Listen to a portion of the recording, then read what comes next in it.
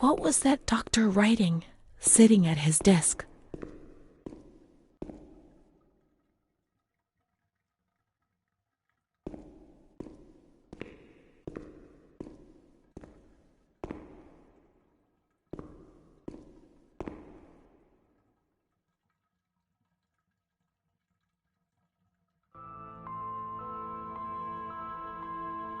September 7th, 1938.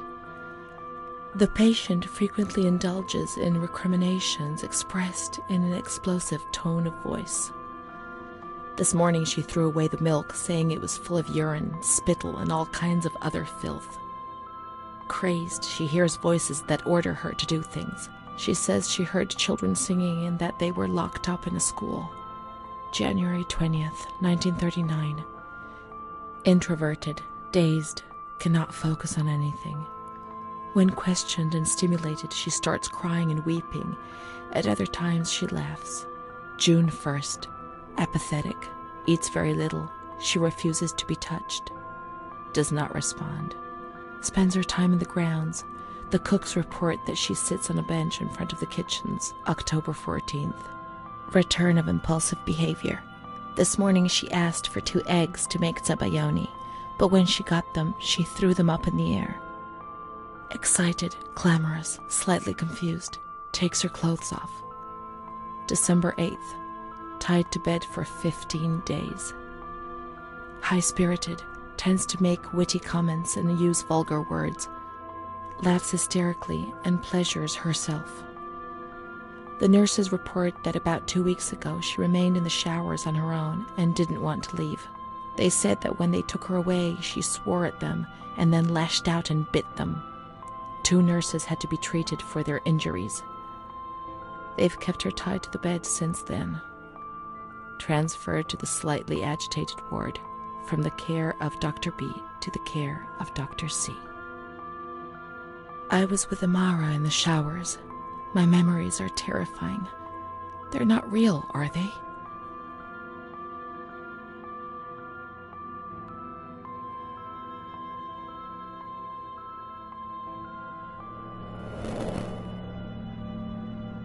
December 15th. Dr. C. Patient notes. The abnormality of her psychic state has induced her to lead a life which is irregular and tends towards delinquency. Of fickle and flighty character, she regularly discards her household duties and engages in occasional prostitution.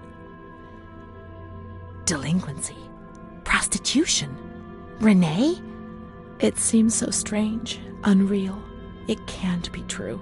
And Amara? She loved us and would tell us everything. She wouldn't hide anything from us. Her mental deficiency makes her deaf to the reprimands of her family. She has shown suicidal tendencies. She was brought to the ward yesterday, agitated and hysterical. Treated with cardiazol, 2 injections a week for 5 weeks. They were only trying to confuse us with the therapy, and my God, they succeeded. It was as if they wanted to instill the madness into us.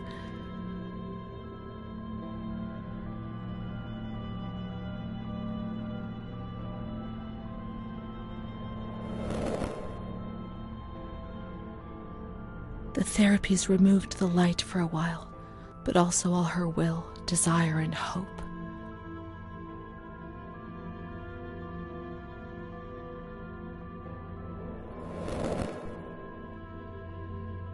June 2nd.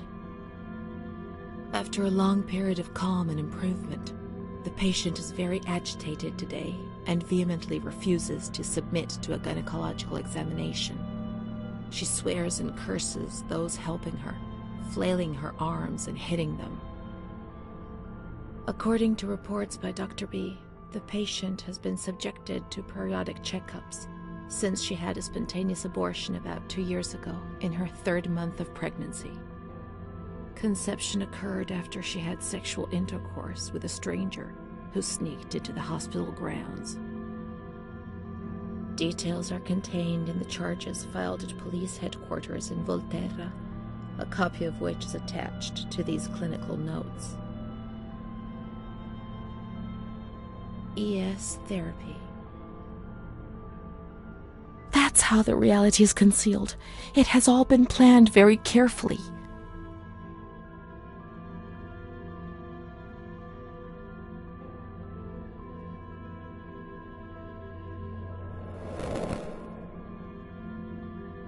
June 13th. The nurses report that she descended into a state of great mental confusion after receiving her mother's letter. She threw her soup over another inmate because she was very anxious, and then punched a nurse. Impulsive, flails about her. She rails against the doctor in vulgar terms while he is examining her, lashes out and spits. Block all correspondence to give the patient no further reason to become agitated. August 20th. Tied to bed. The nurses report that the patient is extremely agitated after the visit of a relative or family friend. 2 days later, she is still shouting all the time that he commands her, that she must obey and harm herself, and that she is not Charlotte. All visits forbidden, constrained to bed, and intensification of ES therapy until we achieve results. No contact with the outside. That way nobody knew what was happening within these walls.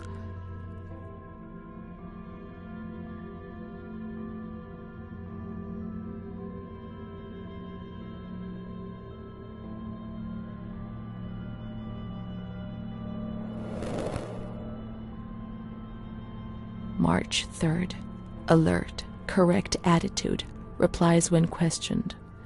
The nurses report that the patient is calm. She washes and looks after herself. She affirms the existence of a certain Amara. She says that Amara is a patient who disappeared when she was moved to this ward. No confirmation. Probably a regressive hallucination. Evaluate transfer. Did I imagine Amara? That's not possible. She was there. I know she was there. I feel it. She must have left some traces of her presence.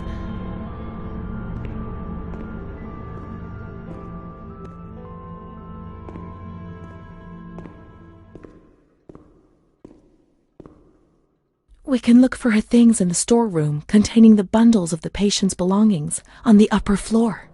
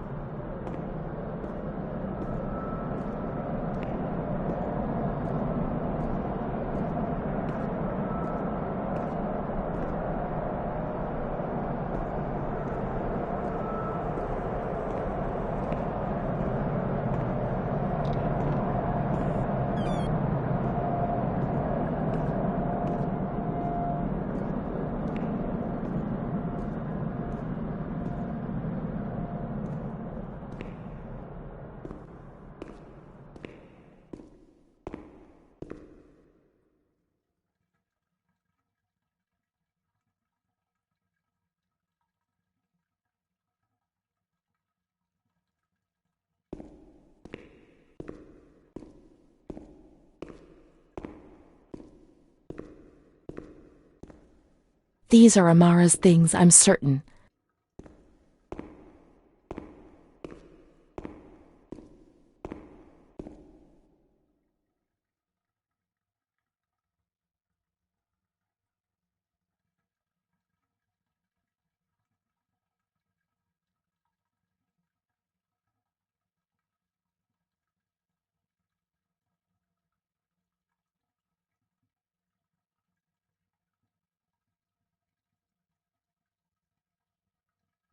Amara, there she is. She existed. She really did exist. There she is, my friend.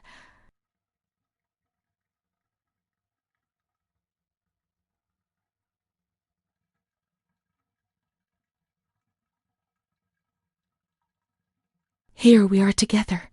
How could I have imagined for a single moment that she never existed?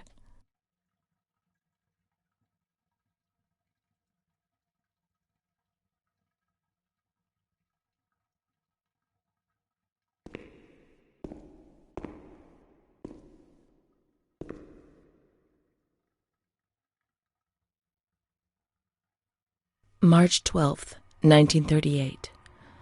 The young girl Renee arrived today. Poor thing, she was terrorized.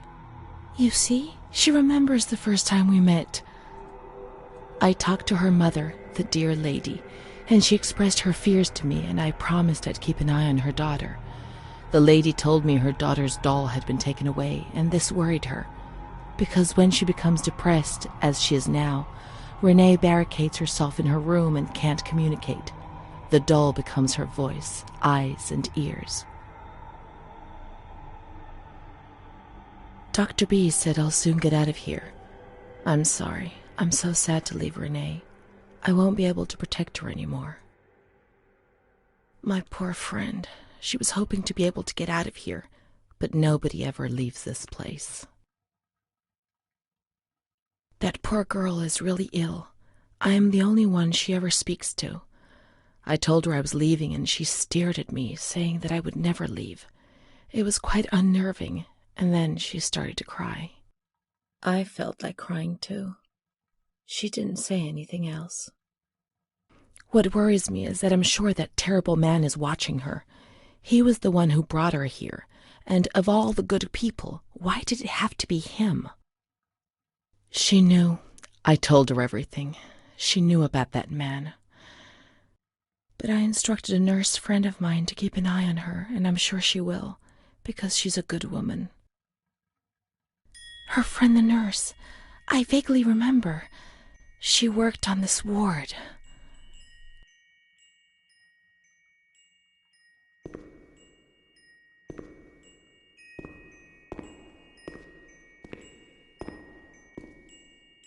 Let's look for signs of the nurse in the nurse's room on the upper floor.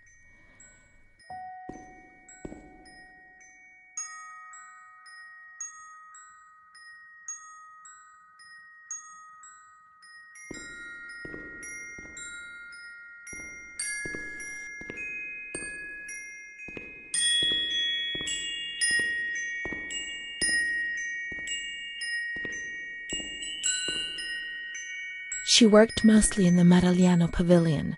Let's get out of here and find that pavilion. She was there and nothing could frighten me anymore.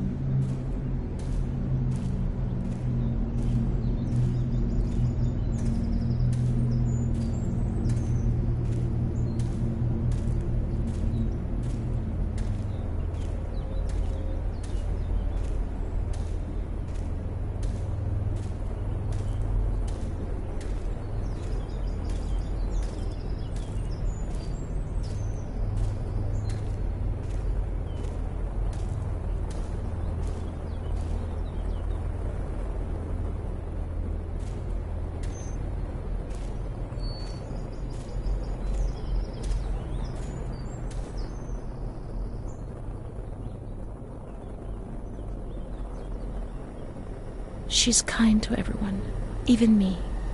I felt a little better when I saw her. The sick children laughed and played with her. Not even they could frighten me. Don't annoy Renee. She's a princess here. Didn't you know? She told stories. She said there was a war out there. But they stared at me and frightened me.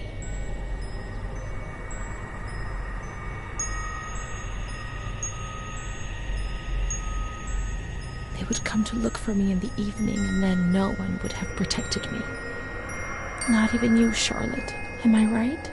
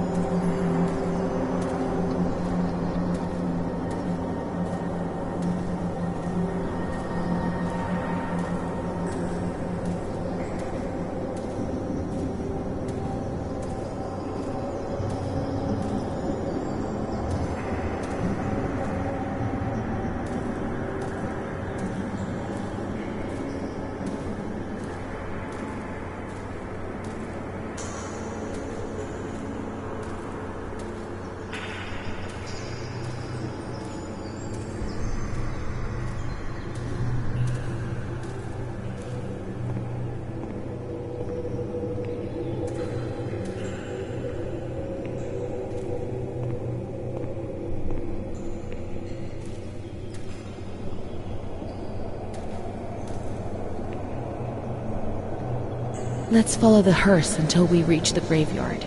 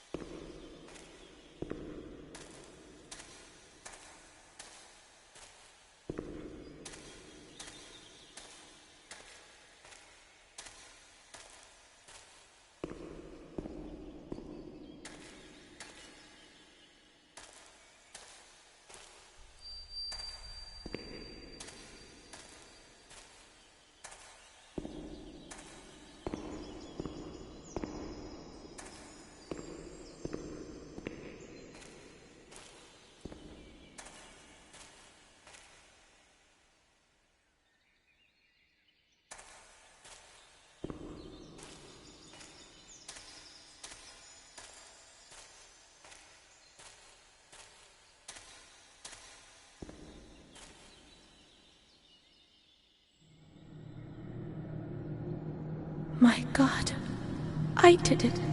It was me.